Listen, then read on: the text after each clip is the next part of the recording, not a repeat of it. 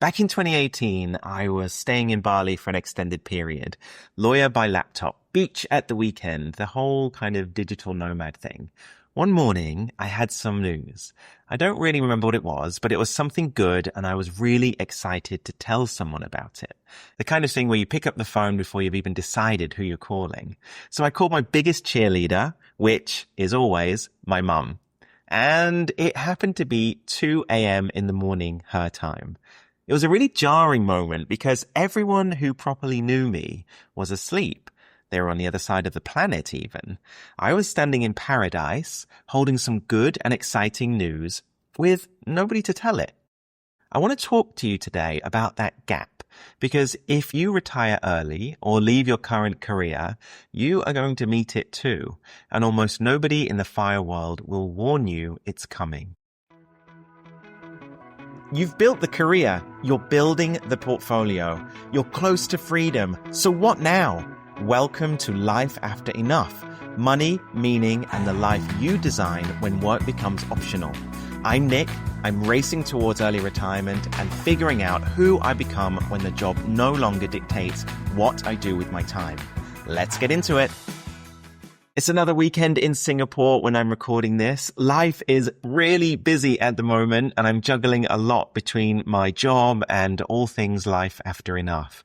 The next Retired Find Your Freedom Date workshop is already full, which is incredible.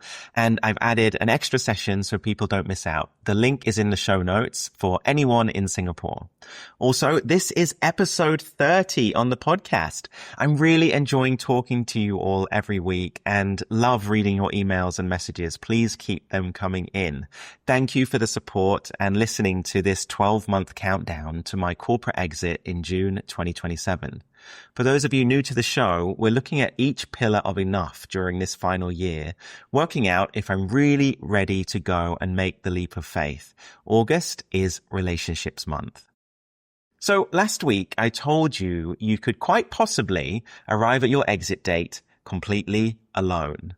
That while your money compounded, the relationships around you ran far below their potential. I gave you my own verdict that my core friendship group is consolidated and actually not decayed. There's a small number of people I see often and the depth is still very much intact. But I left something out of that episode because your relationships are actually far bigger than your core friendship group. Take a step back and have a think about who you actually saw this week. Not who you'd list if I asked you to put out names, but who you saw. For me, it goes something like this. The people on my 6:30 a.m. run who wave and say good morning. The tissue auntie who I always stop by and talk to on a Sunday morning. The faces on the MRT on the way to work. During COVID times, actually, I remember it was the coffee lady in my building. She religiously made me the perfect kopi si kosong every single day during the pandemic lockdowns. Then you've got work colleagues, 3 days in the office, lots of familiar faces there. Internal clients, external clients coming in, the person at the lift who knows which floor you're going to, the kitchen auntie I always have a chat with. These people aren't necessarily my friends exactly. Some of them don't even know my name, but they know me. And here's the uncomfortable question. What percentage of the human contact in your week comes from that peripheral list? What I found surprising is that for most working professionals, it's actually most of it. There's research on this as well. 2 psychologists, Gillian Sandstrom and Elizabeth Dunn. What they did is had people track every social interaction they had, however small. The acquaintances, the weak ties, they made up about 60% of people's daily social contact. 60%. And the days people had more of those small interactions than usual, they reported feeling happier and more like that they belonged. These are the days with all of the small stuff. But it goes even further than that too. In 1972, a psychologist named Stanley Milgram, he wrote about what he called familiar strangers. And this one really resonated with me. These are the people you see on your commute every day, but never speak to. His students photographed commuters on a station platform. They then came back a week later and asked people to point out the faces they recognized. Nearly 90% recognized someone. The average commuter recognized 4 people they had never once spoken to. Milgram's point was that these silent relationships are actually real, and they're a part of how a place becomes yours. The familiar faces are doing the same job as familiar streets. They tell you, you live here, you belong here, this is home. Which is why my copy C lady mattered more to me during those COVID years than maybe she should have. She's not a friendship, but she's a stake in the ground. Her, my running routes, the MRT faces, the office floor, together they make up a village. And the village is what makes Singapore feel like my place, and not just the place I happen to work. Now notice who's supplying most of it. The job, the office, the commute to the office, the routine built around the office. Work is the biggest provider of ambient human contact in your life. But it's almost invisible because none of it counts as a friendship. It's just there, free, automatic every day, until the day it isn't. When you leave your job, your friends survive the exit, but most of the villagers don't. Your close friends will still be your close friends the week after you quit, obviously. You'll make the effort, they'll make the effort. I did exactly that on my sabbatical. It was fine, and the core holds. That bit has nothing to do with being retired or not. But the village vanishes overnight. The corridor chats, the customer calls, the familiar floor, the lift, the commute faces, the lunch spots, all of it gone in a single day. And you won't grieve any of it because you never filed any of it as a real thing. And you can't mourn a relationship you never counted as one.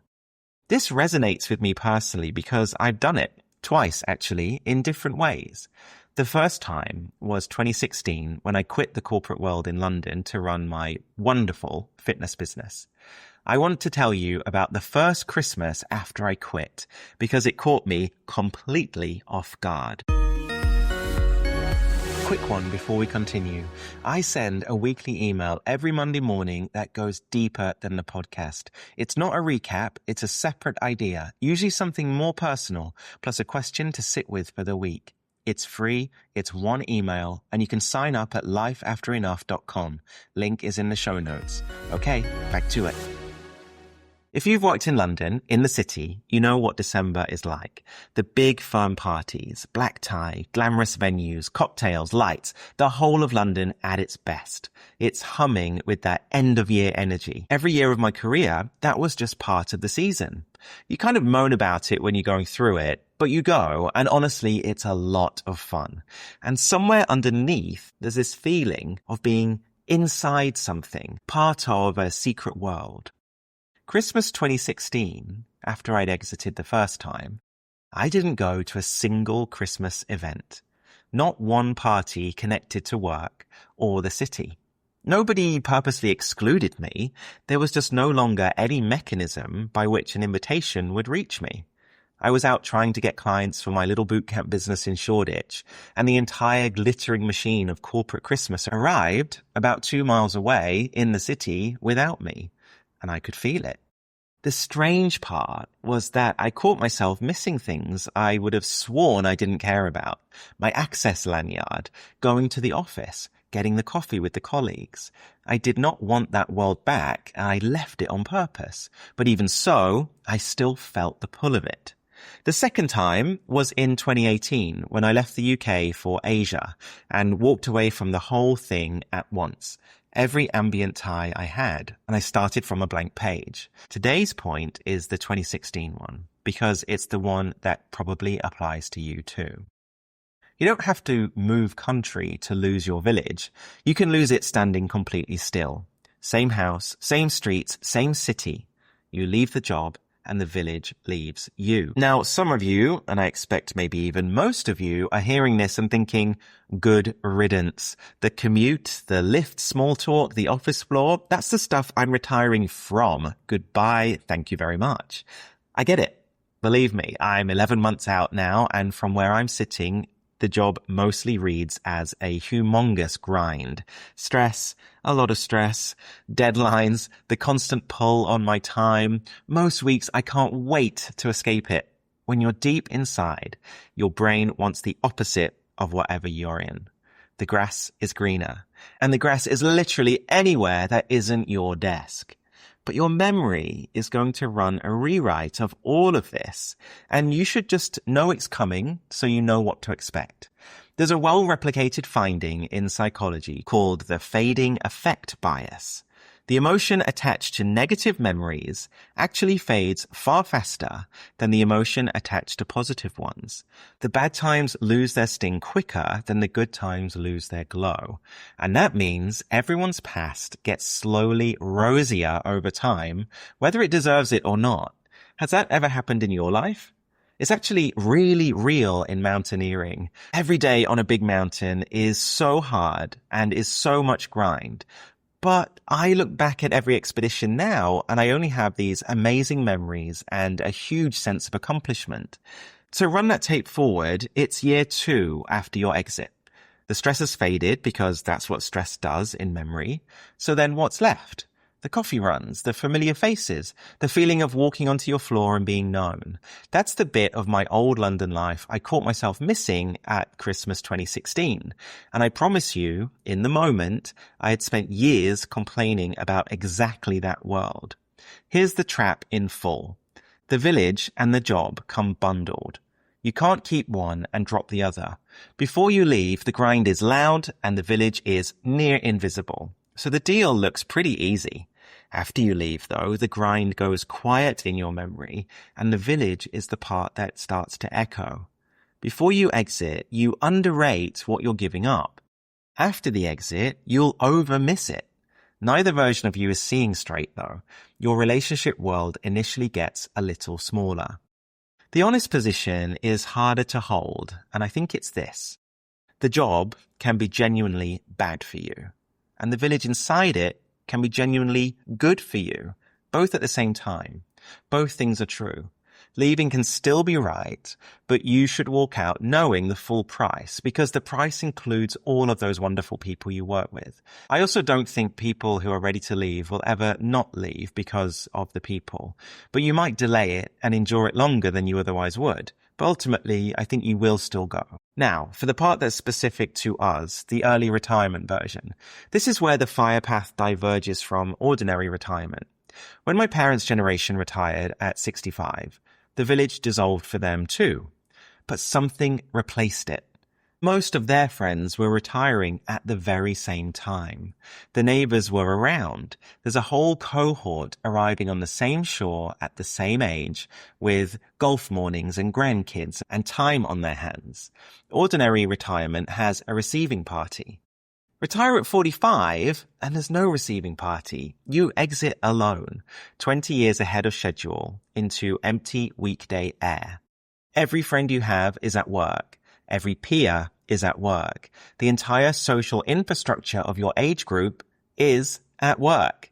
Let me make it concrete with my own diary. Next June, I leave. So picture some Tuesday in July 2028. My old teammates, the people I currently see 3 days a week and phone on the other 2, well, I could still have lunch with them, but that's kind of it. That's the whole window during a working week. 1 hour, near their office, and then they go back inside, and thankfully, I don't. The lunch will survive the exit. The other 7 waking hours of that Tuesday, they don't. I felt a version of this before, but there was a big difference. When I did leave the UK in 2018, I flew out to join a nomad travel program called Hacker Paradise. Initially, I landed in Mexico before going on to Asia, and I had an instant new village, a ready-made group of remote workers and nomads, all in the same boat, all looking for friends and some connection. Some of those people are still my friends today, and it worked. There is no Hacker Paradise for early retirees, though. Nobody is assembling a lovely village of 45-year-olds who just left corporate. We tend to stick out, and we're on our own. When the ordinary retiree exits, the cohort catches them. When the nomad lands, the community catches them. When you retire 20 years early, nothing is there to catch you. You are free on a Tuesday in a world that is at work. And the freedom you've spent 15 years plus buying turns out to have a quiet, empty sound to it. That's the asymmetry. It's not that the early retiree loses more than anyone else. It's that everyone else's loss comes with a replacement. And I think ours doesn't, at least not automatically. And before anyone thinks this is only about retiring, I don't think it is. If you're leaving to start something, a business, a consultancy, whatever it is, I think the same thing happens. You'd think it maybe wouldn't. You're busy, you've got a project, maybe you've even got a co-founder. I had all of that too in 2016, and I was still on my own for most days. Working with a friend is not the same as working with a village. There's no corridor, no floor, no 100 faces arriving whether you ask for them or not. The excitement covers it for a while, and then some Tuesday afternoon you look up and realize you haven't spoken to anyone in 6 hours and there's nobody to walk past your desk. Building something is not the same as being around people. Whatever you're leaving for, the village still has to be replaced. So, what do you do with this? I'd say it requires a bit of nuanced care, actually, because from my experience, the obvious answer is completely wrong. The obvious answer is go out and make friends. Join things, network, be intentional, build your new social circle. And anyone who's tried to make friends as an adult with that as the actual agenda knows it doesn't work like that. You can smell it on people when connection is the agenda, and they can smell it on you. Also, just remember the numbers from last week's episode. 50 hours to turn a stranger into a casual friend, 90 for a real one, 200 plus hours for a close one. And here's the awkward bit. The studies we quoted last week found that hours spent at work were some of the least effective hours you could spend in building deep connections. So work was never really building you friendships. It was just keeping you surrounded while you didn't build any yourself. That's the trade you've been running for 20 years without noticing. And after the exit, you lose the surrounding and you still owe the hours. But they don't come out of a resolution to be more social. They come out of your actual diary, one evening at a time. Here's what I've seen actually work in my own life, and it might be useful for you.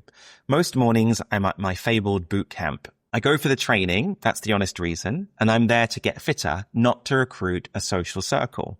But I do see the same people almost every day, and lately the chats are starting to get a little bit longer. Will any of that become a real friendship? I honestly don't know. But people are entering my life through that door, a door I didn't plan, didn't intend, and didn't build for that purpose. And I think that's actually how it works when you're an adult. You don't make friends, you put yourself somewhere repeatedly for a reason you genuinely care about, and the village forms on its own timetable, sideways while you're looking at something else. The intentional part, the part you control, is opening the door and walking through it often. The class, the club, the course, whatever it is, chosen because you'd enjoy it even if nobody spoke to you. And you have to be willing to be a beginner again, which after 20 years of being the senior at something is also its own small humiliation, but it's worth every single second. One warning while I'm here too, and this is me talking to myself as much as it is to you. If your plan after exit involves clients or students or an audience, that is not your village. I hope to have people around me after my June exit, people in workshops, people I'll work with. But there's a transaction in the room in that scenario. Someone you meet at a pottery class owes you nothing and wants nothing from you. And that's exactly what makes them count. Don't let a full calendar convince you that the village has been rebuilt. Timing matters in all of this. The village that work gave you was free, automatic, and it arrives every morning whether you want it or not. The one after exit, though, has to be built on purpose, and it's built in hours, which means the time to open the door is now while you're still employed, not the Monday after you leave. I'm 11 months out, and the boot camp is one of the doors, and it's been open for a while now, and that's not an accident. So here's what to think about this week. Have a go at counting your village. Don't include your friends, but do include your faces. The people who'd notice if you vanished, even the ones you don't know by name. The barista, the security guard, the person on the train, the colleague 2 desks over that you've never once seen at the weekend. That list is what your job is actually paying you on top of the salary. And when you hand in your notice, you're also handing that list in too. The lucky part, and I think there is a lucky part, is that villages can be rebuilt. I've done it once from a blank page in a new country. They're built by showing up. They're built in hours, and they're built before you need them or not at all. If you want to know which of the 5 pillars is actually holding your exit back, and after this episode you might have a suspicion, take the Freedom Score. It's a free 3-minute quiz. It scores you across health, money, identity, relationships, and purpose, and it tells you the specific thing to fix. Link is in the description. Next week, we come inside from the village to the table, your actual friends, and the strange thing that happens to friendship when you stop being professional peers. That one might sting a little bit. Thanks for listening to Life After Enough, a podcast about money, meaning, and the life you design when work becomes optional. If this episode made you rethink your future, share it with someone who's starting to question the script too. You can follow the show wherever you get your podcasts. I'm your host, Nick, and I'll see you next week as we keep building a life that's truly ours.